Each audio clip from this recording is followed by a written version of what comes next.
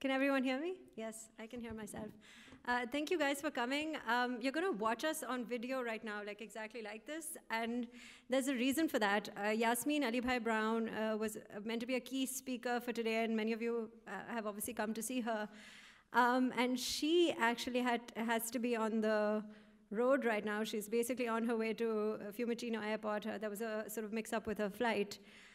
So we decided to just video everything in the morning, and I think that this, I think it turned out really good in the end because we realized that the best conversations happen outside the panel, like, you know, when you're actually sitting together and discussing the real issue at hand rather than sort of putting out bite-sized, you know, sort of digestible kind of, you know, sort of sentences about the topic at hand. So we decided to bring you guys the conversations we've been having for the last 2 days on the breakfast table and over dinner, and so you're going to see some of that, and we're happy to continue the conversation here and take questions, and also if you want me to WhatsApp any questions to Yasmin, I'm very happy to do that. And so we'll use technology to, you know, to the best of our ability for this situation. And thanks very much again for coming. So, video. Okay. I'm Hani Yousuf, and I'm delighted and honored to introduce this panel called Her Story. It consists of 4 women, including myself, from different parts of the world, women of color who are journalists and who've been through their own struggles to reach sort of certain spaces in their careers. I'm going to let them all introduce themselves. Is it okay? Yeah. Hi, I'm Yasmin Alibhai Brown. I'm a journalist from the UK. I write weekly columns in the national newspapers on now everything, but it wasn't always like that. Hi, my name is Çiğdem Toprak. I'm from Germany. I'm a freelance journalist, writing mostly opinion pieces on immigration and the Islam debate. And my way to journalism came from my interest in certain topics, but then I also experienced that I was kind of reduced on my origin, and that the quality of my work and my competence was judged by my Turkish background. So interesting to hear these comments. I can't wait to jump into this. My name is Manal Matani. I'm an associate professor of geography and journalism at University of Toronto Scarborough, but currently I host a radio show out in Vancouver on the other side of the country called Sense of Place at Roundhouse Radio. So I wanted to be a culture journalist when I started out. I was a theater critic. I think at some level I wanted to be an actress, but I never explored that. And when I was living in Pakistan, I started my career at this magazine called Newsline in 2006, and there was like sort of this burst of theater and the performing arts, and, you know, a lot of like sort of performers who were in self-exile had moved back to Pakistan at that time, and, you know, I was covering the arts, and then I sort of got this scholarship to go off to do a master's, and I went to New York, and I wanted to cover theater in New York because obviously, you know, it's theater in New York. But it wasn't all that easy because nobody thought I could sort of analyze or critique, you know, sort of Tennessee Williams or Shakespeare or any of those things that I had studied basically all my life. And I ended up writing stories about, you know, the sort of Muslim, you know, sort of Pakistani diaspora, or, you know, sort of women in Islam, or how women go to the mosque, or what they do during Ramadan. And I really didn't have that much of an interest, you know. My interest was watching Jude Law and Hamlet. And nobody, you know, they were just like, well, you know, we don't need a Hani Yousuf to do that. We need, you know, a Jessica Smith can do that. And I you know, so I was sort of denied my passion. What did you guys feel? Like, did you feel like something like this came in your way? think there's no doubt about it that in the West, which is where I now live, there's a lack of imagination. There's a total lack of imagination when it comes to people outside. It's not just whiteness, but a certain kind of whiteness, a certain kind of background of middle class, probably privately educated, really very, very privileged families who seem capable not only of critiquing Shakespeare, but also, nowadays they will also be the experts on Hindi movies or, old Arabic scholars. So it seems that they think they have the capacity to understand and explain everything, but people outside their world, poor things, even if they're more educated, have 2 degrees in English literature,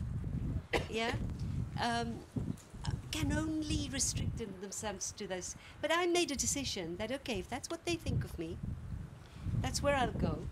And bit by bit, I will show them how ignorant they are, and I'll get into their space. And I did. For me, it was kind of the other way around. I started with a blog. I wrote my personal pieces, opinion pieces, on the immigration policy and on Islam in Europe. But the reason why I did that wasn't because of my origin. It wasn't because I was directly affected. It was because I had an interest in human rights. I studied political science, and of course those conflicts which have of course a certain closeness to my origin was just there, so I could see them within my family or in my friend circle, so I could see them, but how I approach those problems, how I deal, how I write, has nothing to do with my origin. It's not my origin that gave me the competence to observe things properly or to write in a certain way. And I started with the blog, and then I had to admit that my origin and the way that I wrote in a personal way opened my door to newspapers. So a Swiss newspaper asked me to write an essay, and then German newspaper asked me to write more essays, personal essays, and then I started with also doing interviews, writing articles on Turkey. So that was fine, but then I realized that that my work was perceived as just this little Turkish girl who writes about her family and her friends.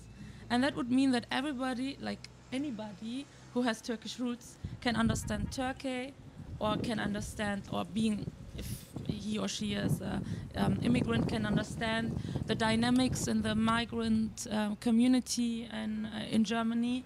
And they tend to, not all of the journalists I have worked for, but I was disappointed because I realized that they tend to not acknowledging that I have studied political science, that I can think in an analytical way, and then I'm also capable to write on other things like cars. I wrote a piece about somebody who's love to cars and what cars, luxury cars, means to them. And I met journalists who told me that I shouldn't just write about what I'm passionate for, because a journalist should also write about other topics. So that was nice, but it was a bit disappointing to realize that they perceive me as this little Turkish girl who should just write personal experiences. It's so fascinating to hear your story, because in so many ways it resonates with mine. I was telling Hani earlier that I got my job in journalism completely by fluke. I was doing my PhD in London, England, and a man started talking to me while I was working at the Gap in London, and turns out he was head of all the foreign news bureaus for the CBC, and they offered me a job. Why? Because of the complex politics of visibility. So he said to me, you should think about being on camera because you look so much like the audiences that we're trying to garner. And you have to remember, this is the heyday of diversity. And I say diversity very specifically, not inclusion, not equity, but diversity. Because they were trying to develop an appetite for bringing on board what they called the ethnic audience, quite disparagingly, right? Because we're all ethnic in some way, but let's call it the ethnic audience.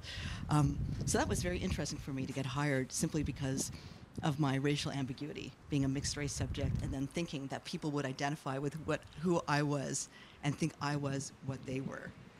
And so trying to negotiate that in the newsroom was very complicated because they thought I could only cover a certain kind of story based on being a Muslim, Indian, Iranian. Didn't matter that I had a PhD and had worked very hard to get it, but I couldn't possibly have any expertise outside of my own identity as a Muslim, Indian woman. And these categories constrained me and did not allow for a much more fulsome picture of the kinds of stories I wanted to tell about Canadian multiculturalism and equity. So interestingly, and very ironically, in one sense of the word, I often felt like I sort of became the kind of like, the go-to person to like explain the Pakistani experience in one sense. Again, like very much like what Cheetham said about, writing these personal stories about your friends and family just to, sort of tell us what your life is like kind of situation. But on the other hand, like on International Women's Day, this sort of German radio host called me and wanted to interview me about sort of what it's like being a woman journalist in Pakistan. And I said, well, it's all right. And he said, well, my audiences won't believe that.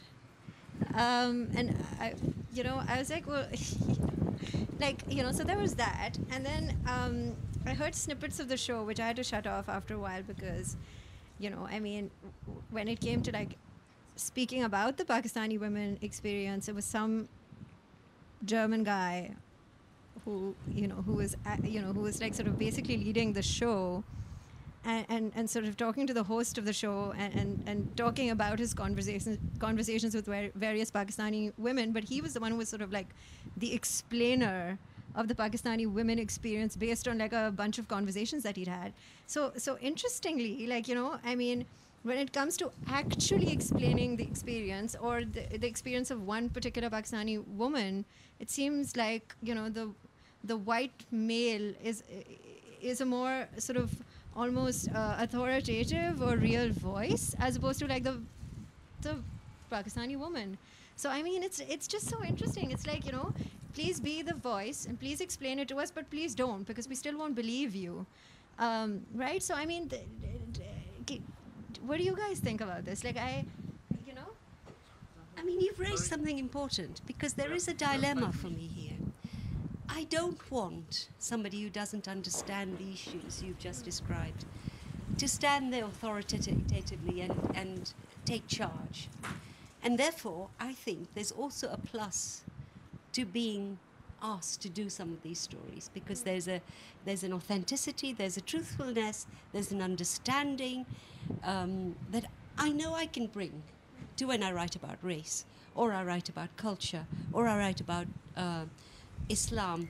I'm also, and this is a very important point, I'm able to be very critical of Islam and Muslim life. And as an insider, that means getting punished by everybody, because I'm not a real Muslim to anybody anymore, which is great, which is so good, because I don't want to be the right kind of Muslim for anyone, really.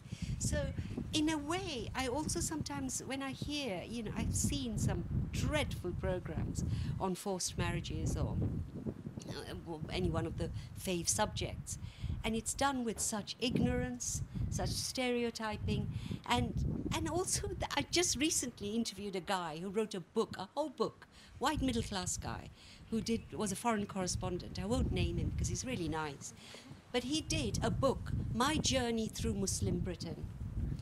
And actually, all the way, he was made a fool of. Okay? They told him what they wanted him to hear. And I said, don't you realize they've made a fool of you here? A whole book. He said, are you saying I couldn't? I said, yeah. You didn't have the understanding to know what's really going on. And so a part of me feels you, and for example, Gary Young is a black journalist in the UK who is also in the US. And we often talk about this. Every time race comes up, Gary's asked to do something, I'm asked to do. I've had 4 phone calls so far because Enoch Powell, who's a politician who 50 years ago made a racist speech, they're marking that event. And they keep ringing me up. And actually I decided, no, not talking to you about race, I've done that. But then I think, actually, they'll have someone who will talk rubbish and do more damage. So it's quite difficult, this one, isn't it? But what I want is, I want to be able to write about, as you said, Tennessee Williams, Shakespeare, my big love, Shakespeare, and write about race and Muslims, and be treated as an expert on all of that. I think that there are also 2 other aspects that I take into account while I'm experiencing those things. One is that I can just talk about the German media, is that they like to have, we call it Deutungshoheit, the authority to describe and declare the world from their eyes. So they use you as a voice, but it's just within their narrative. So that's what they tend. So when I wanted to write about the national identity of Germany, they wouldn't, because then I would describe and declare my worldview on something that everybody in the society shares. It's a national identity. And the other aspect is there is, and I don't think that it's not a negative thing at all, like per se. It's that there's a huge interest in the personal stories of people. Like there is a huge interest on Pakistan, on women in Pakistan. There is one, and it's not a negative one. So the readers or the audience, they want to know more about it. But the journalists, and I think it doesn't matter their origin, they should just try to understand, or just try to find ways to approach, to find access to those worlds. They don't need to ask you. They can travel to Pakistan. They can talk to so many Pakistani women and to get their own image, or to just get a partial image of what is Pakistan. So they don't need us to understand the world. So I think there's also kind of insecurity.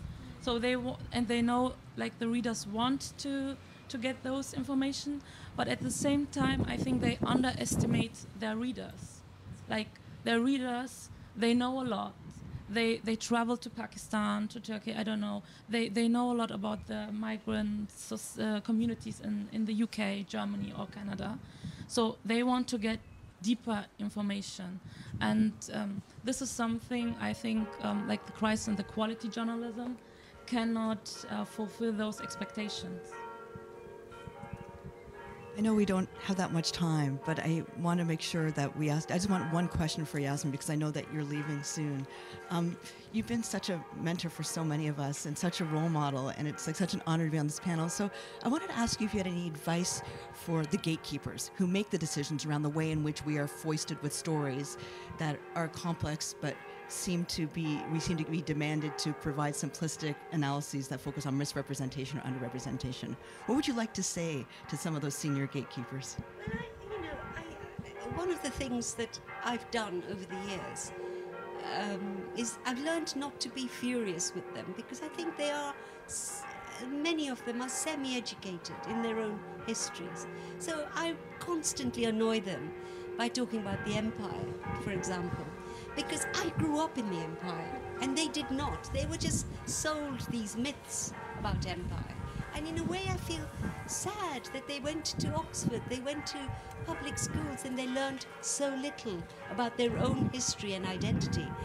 But instead of getting angry now, I kind of seduce them with ideas and stories. And the way to say it is, listen, nobody knows, for example, really nobody knows what really happened to put a dictator like Idi Amin into power. I'll tell you that story, and your readers will be fascinated, because everybody thinks that man came in and he, did this. I said, nobody knows that Britain put him in. Oh, really? I said, yes. So I did a program just recently, and I had these wonderful messages from editors saying, oh my God, I didn't know this. So in a way, it is also saying you will sell more papers, you will get more excitement, is one way.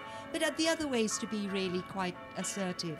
And the other thing I think is really important, we have something to offer, which there is a nervousness for which white people kind of translate into all kinds of stuff, like ignorance or avoidance of certain stories. So we've had a crisis in London, in Britain, at the moment, over grooming gangs of men in most of our small cities and towns, who happen, majority of them, not all of them, but majority of Pakistani British origin, okay, who together have exploited and abused young white girls from very dysfunctional families. And we're talking about huge numbers. We're talking about mass rapes here, okay? And the story was broken by a white journalist, very well actually. He spent a whole year in one town, and the Times newspaper broke that story, but it was an inadequate coverage, nevertheless. So I took up that story, and I didn't avoid telling the story, but what I did was interesting. I said, okay, we know what they did to white girls outside. Do you know how they were with their own wives and daughters and sisters? Were they different? Were they treating them as princesses? And I got a bidding war going. I got a bidding war from 3 newspapers who offered me more and more money. And I did this story, and I met some of the wives whose husbands are in prison, and a daughter. And of course, they were monsters. And so in a way, the whole race framework, or the ethnic framework, I subverted that. It was about men and women, and about certain kinds of men who fought. Again, there was a story behind that story. How did they end up like this? So I think we've got to offer that up, because if we don't, then somebody else will do it really badly. So there are tricks. Seduction is a good one. So I want to be you when I grow up, Yasmin, because because I continue to get really angry, and I sort of, as see like stories I've done that that sort of end up looking just somewhat slightly differently from the way I meant them to be, right? So even if it's a personal piece, there'll just be something about it, like there'll be like a story about sort of like some kind of like sort of personal essay, and there'll be a woman in a burqa right there, and I'm like, you just destroyed everything I'm trying to do through this personal essay, because I don't wear a burqa.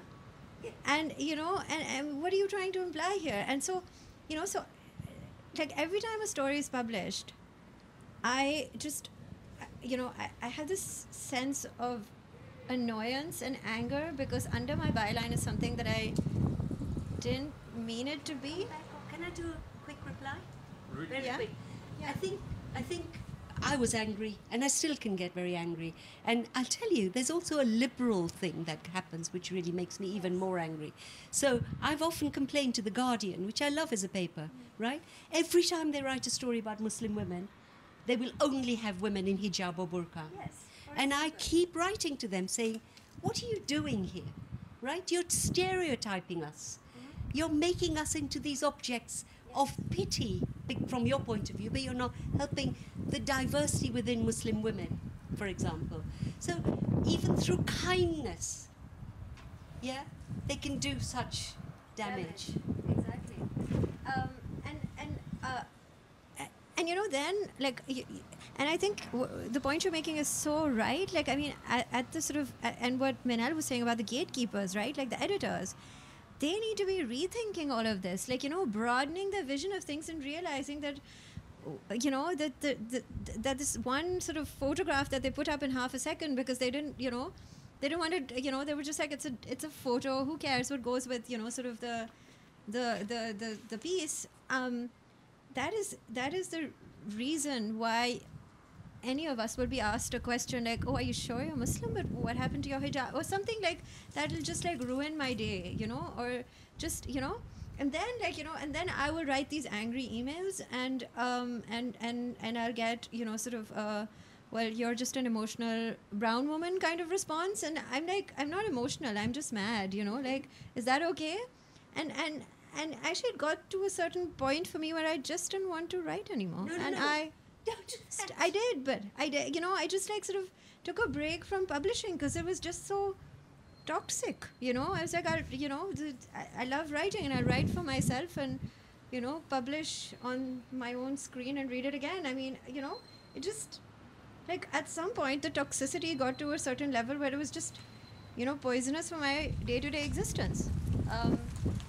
Did any of you have like an experience like that, or like can you relate, like, or how do you deal with it? I mean, you know, We're finished. Yeah. Let's carry this on. I think this is such an important thing to carry on in the live debate. Remember, I was very angry once. and I grew old. Wise. No, and anger is good. Anger is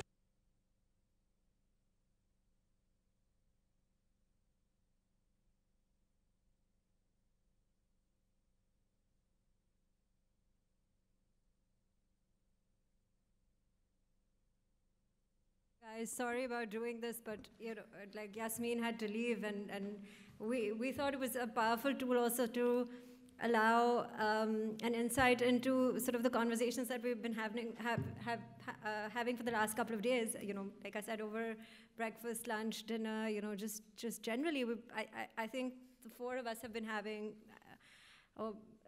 You know, and I have that from my colleagues that, you know, we've been having really powerful conversations lately, and, you know, conversations that we aren't able to have very often because people don't quite get what we mean.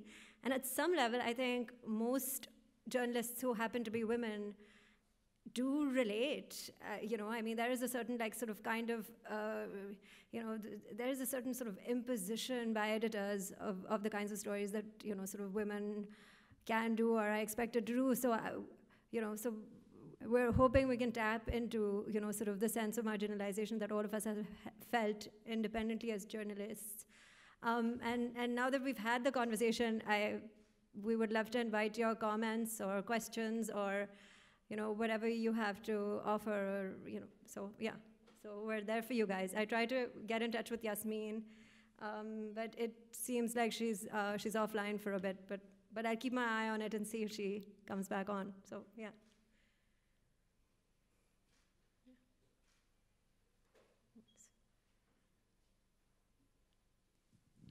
Peter Jepsen from Germany. I think the discussion got cut off at a very important point when Hani asked the question to the rest of you if you were angry or mad or frustrated by the toxicity of the debate. And so I would like to listen to your answers. I had the same feeling like when I was trying to cover on different stories.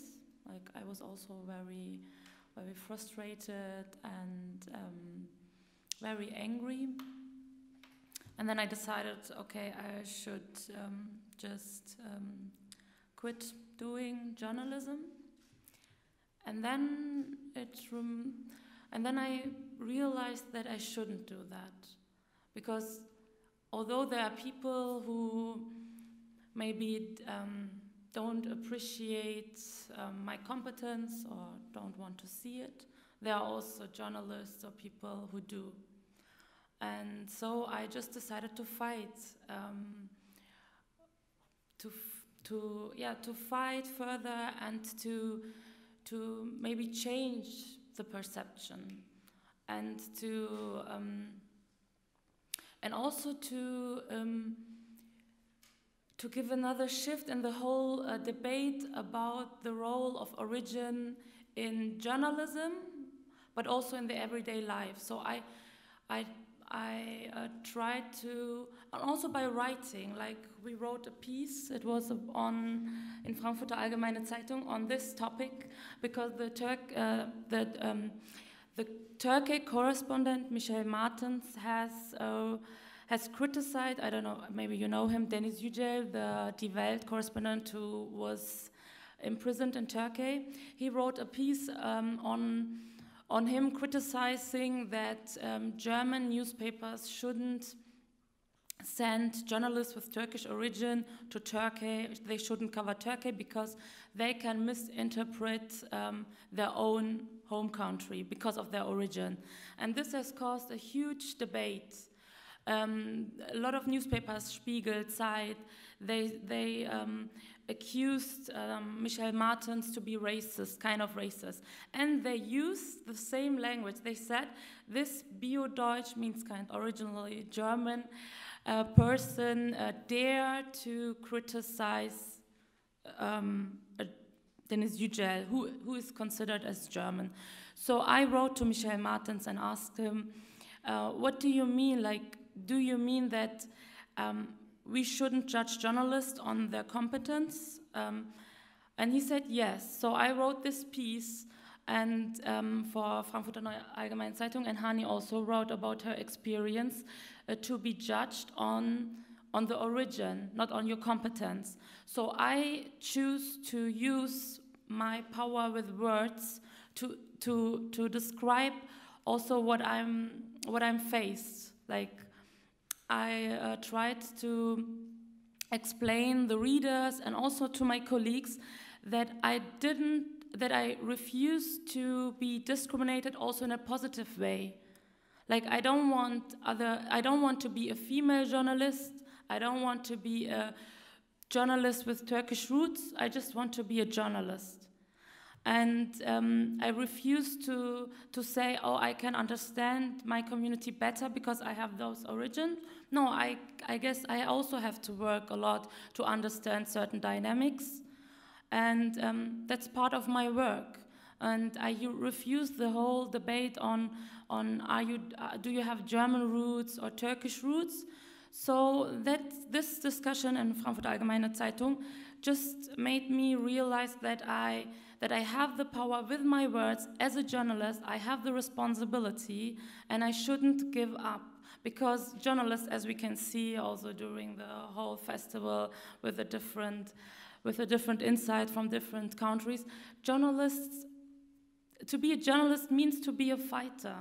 It's just the context shifts, the context changed. Like, to be journalist in Afghanistan is very different from being a journalist in Germany, of course, but I choose this way, so I don't want to give up, and I also wouldn't want you to give up.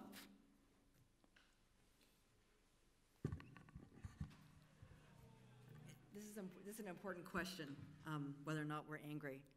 Hell yeah, I'm angry, like really angry. And the question is, how do you work through this anger? Because it's not just about anger, right? It's also about fear and sadness and trauma. But how do you work through all that without being labeled the angry woman of color? We've all had that experience. Oh, well, she's overly emotional. She's just angry because she's a woman of color simply because of the color of my skin. And there have been a number of feminist theorists like Sarah Ahmed who have talked about that a million times more eloquently than I could. But you know, Nikki Usher yesterday sat in this very spot, and she gave this incredible presentation about the experiences of women in tech and how they are labeled as overly emotional when they contradict the opinion of the gatekeeper in authority. And it really made me think through these stereotypes that shape us and really inform who we are. And I keep on going back to the work of James Baldwin, who says to us, if you hear over and over, time and time again, and I'm poorly paraphrasing his extraordinary work, you begin to believe it over time. And that toxicity does something to us. That silence stays in our bodies. And I really hope that we'll think about the way that Della Hicks Wilson talks about the importance of voicing these silences. She says, "Darling, you feel heavy because you're so full of truth. Open your mouth more," she says. "Let the truth exist somewhere other than inside your body." And I think that's part of what we're doing here on this panel, is voicing a different way of understanding that anger and talking about how these toxic spaces can be eradicated or worked through by speaking our truth to power.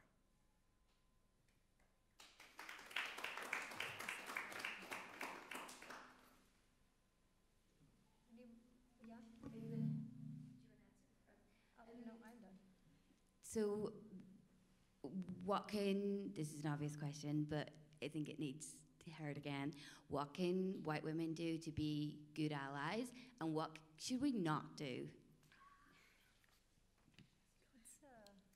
It's a tough one. I think it would be sort of also, I think I would be extremely uncomfortable sort of suggesting that all white women sort of, have a certain way of, sort of treating their non-white, sort of counterparts. So I wouldn't sort of suggest that, it's a problem that, sort of white, I wouldn't suggest that the white women are perpetuating this, or I think it's a systemic problem, and even as a woman of color, you could be so discriminatory without, unconsciously or consciously to women of other kinds of, obviously we don't all know each other as women of color. We're not a thing. That's not a thing. It's just it's only for simplicity's sake in the current context that we're living in. So I think it's about shifting attitudes. It's about sort of recognizing that, people are just people, and kind of, reaching a certain space where we're looking beyond backgrounds and basically looking at people as they are. And I think we're a really, really long way away from that. But I think the purpose of sort of starting these conversations is to sort of reach that ultimate end goal. But I do not, and I don't think it would be fair to sort of say that, there's one kind of perpetrator in this problem. Does that answer your question? Or, right? Maybe the question shouldn't be what can white women do? It's about what can we all do? Yeah, because exactly. Discrimination is something that everybody can face, white, non-white, it doesn't matter, man, also women. Of course, we're in a situation like we have talked about.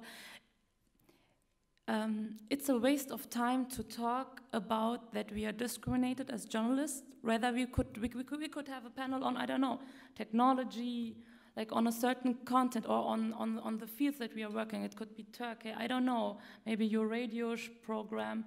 So we are talking about how or why or how we cannot continue to work on the topics that we would like to. That's okay. So that means that we all, and it's not about, because I don't want to be a victim, and I don't want to be treated as a victim. It's about raising some kind of consciousness.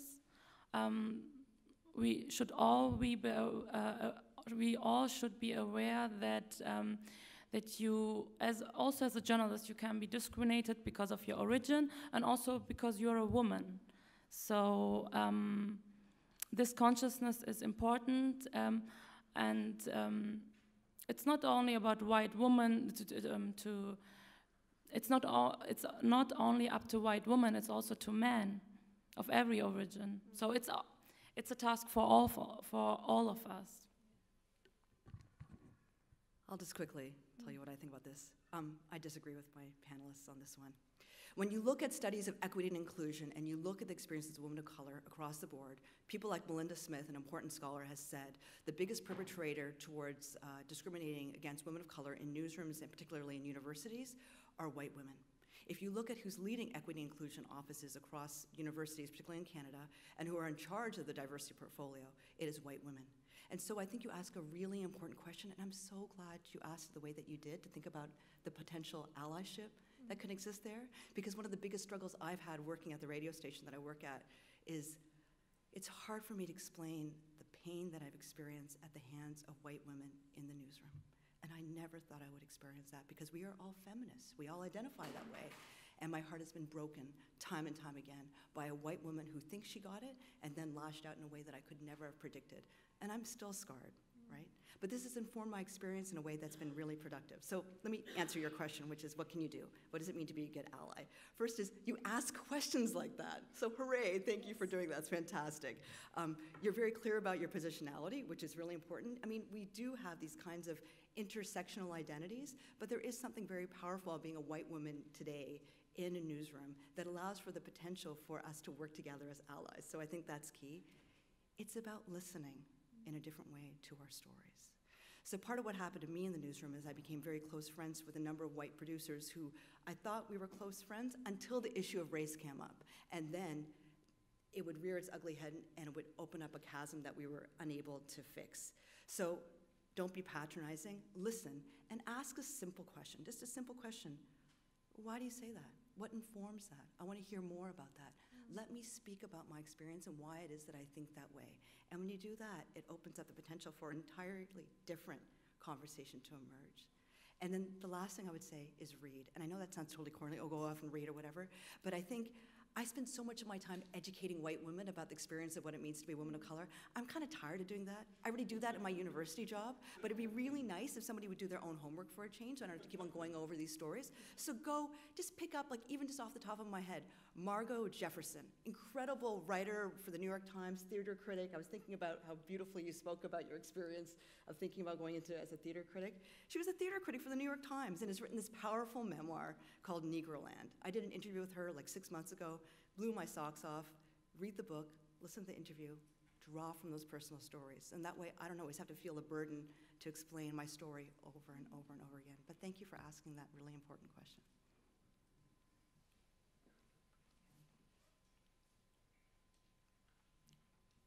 Thank you for those answers.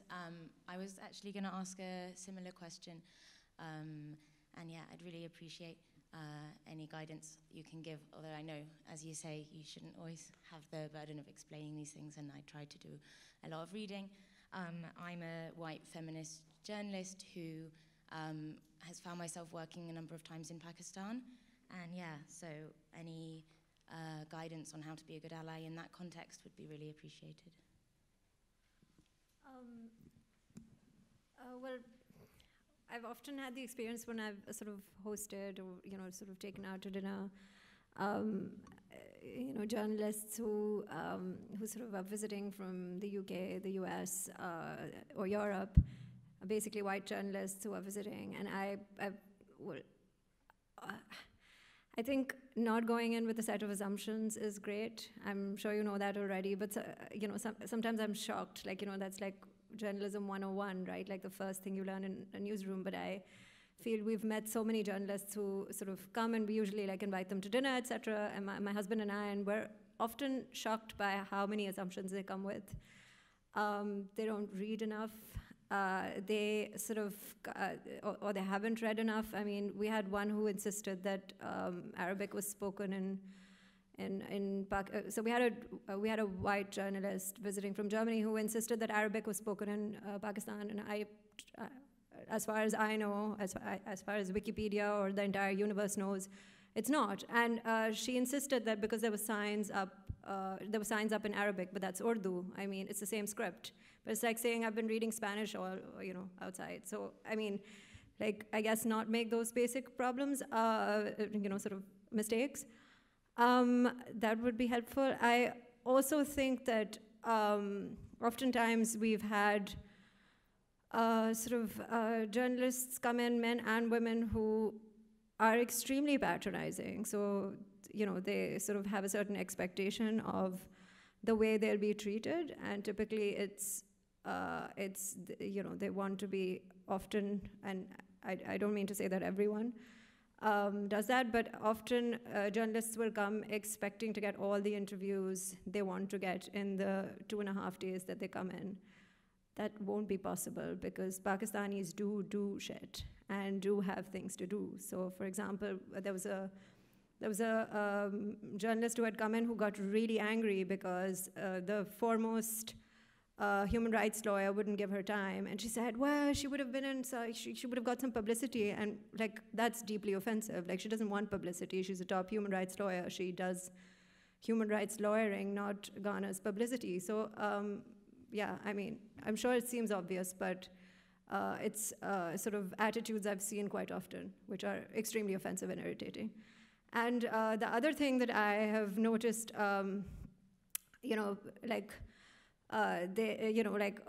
journalists who come in and say things like, you know, watch my husband cook, and say, you see, even in Pakistan, men cook. And you're like, what do you mean, even in Pakistan? Like, that's your ignorance. So, yeah, those are some of the things I've noticed. Right, yeah. Just to refer to the former question on being an ally. Like, I don't want to have any allies. I just wanted to be treated fairly. And I also suffered from women with like non-German roots. It doesn't matter. And I was promoted or supported by women with German roots. It doesn't matter. I think it's not about, and I don't like the whole whole way we are talking now about identity. It's behavior. And of course, your identity, it's not about identity, it's about the communities you are in, the approach that you have. Of course, your identity navigates you to certain spaces or to a certain behavior, but I don't believe that I need and I don't like this term, a white woman, female journalist to be an ally with me, because I don't want to emphasize our differences or to emphasize their origin or my origin. I just want to have a fair colleague.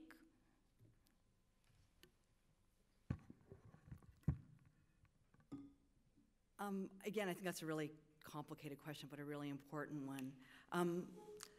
I want to first say something about how hard it must be to be a white woman reporting in Pakistan, because I think that's probably really important, right? To think about how complex and complicit that position must be, given that you have obviously a great deal of sensitivity and nuance in even asking this question. Obviously, it's something on your mind, so I want to give kudos to that because that's really important. So let me talk about how we might flip this in terms of conceptualizing things based on my own experience as a woman of color in the newsroom. I'm a tenured woman at a pretty good university in my hometown.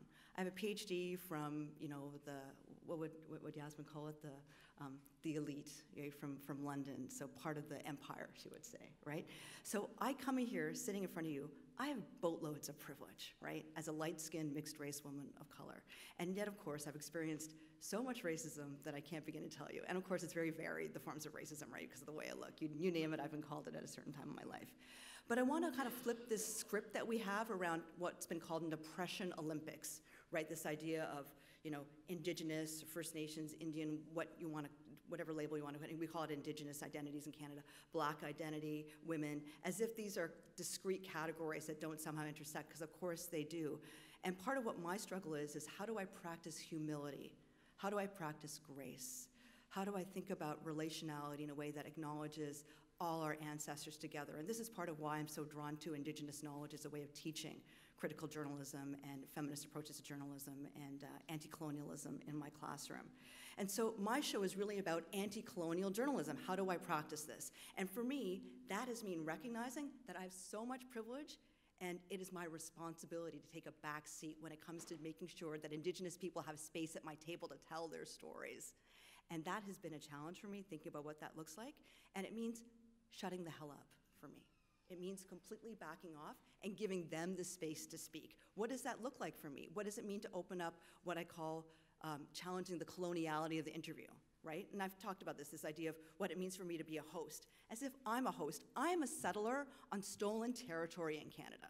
Who am I to say that I'm the host of a radio show? I sure as hell ain't a host. And yet we use this language, this violent language in journalism, right? So that's the kind of thing that I'm thinking about. So I think approaching stories with humility, with openness, transparency, and even asking these questions open up a radical kind of potential and possibility for a different kind of love. And I use that word very deliberately because we don't talk about love anymore, and certainly in the academy, nobody talks about love. But for me, that's what it is. It's opening up a different space for love.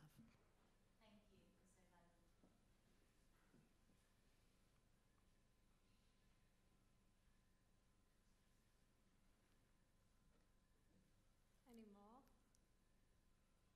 Any thoughts?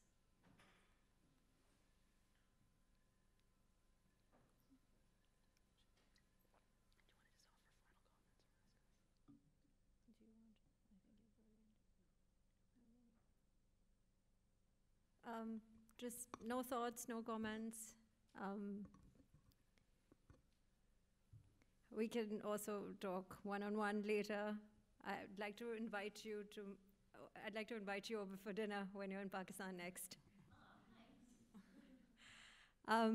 So thanks very much again for being here. I think it was extremely important for all of us to have this panel on, and it's not often that we get a chance to sort of, do it all, a panel of all non-white women, and and unfortunately, as Cheatham talked about earlier, it's basically we're here to discuss the issues that we have. It would be great for a panel like this to be talking about something sort of totally neutral, like technology, and maybe that'll happen in the years to come. So yeah, thank you all, and in case of any questions or any kind of conversation, I think all of us are open to answering questions whenever there is any, whenever there's any need. Thanks again, thank you.